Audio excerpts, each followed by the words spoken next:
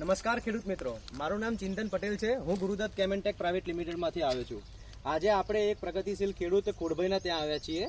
આપણે તેમની જોડેથી થોડી જાણકારી લેશું કે આપણે રીંગણના પાકની અંદર એમને શું શું વસ્તુ નાખી છે, તો જો આટલા જોરદાર રીંગણ છે. બોલો ખોડભાઈ.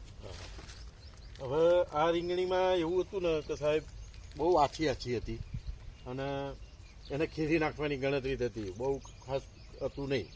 પણ હું અહીંયા હીરાપુર ચોકડી અમારા એક દશરથભાઈ કરીને છે, તેમના ત્યાંથી શ્રીદેવ ફર્ટિલાઇઝર, બરાબર, તેમના ત્યાંથી એક વિકાસ કીટ એમને મને આપી. મને ક્યાં ખેડા પછી ખેડજો, પહેલાં આ લઈ જઈને વાપરી જુઓ. હવે આ સાહેબ આ રીંગણીમાં મેં એ વિકાસ કીટ વાપરી છે, બીજું કંઈ વાપર્યું નથી. હવે આ વિકાસ કીટ વાપરવાથી જો આવો એવો ફાયદો થયો છે.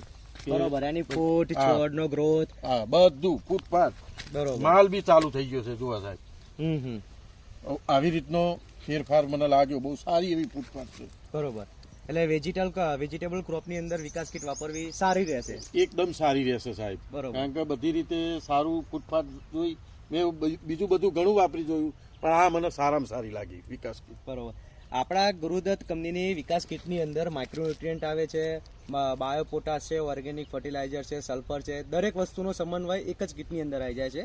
એટલે દરેક ખેડૂત મિત્રને વેજીટેબલ ક્રોપની અંદર વિકાસ કીટ જેવી કીટ વાપરવી જરૂરી છે. આભાર.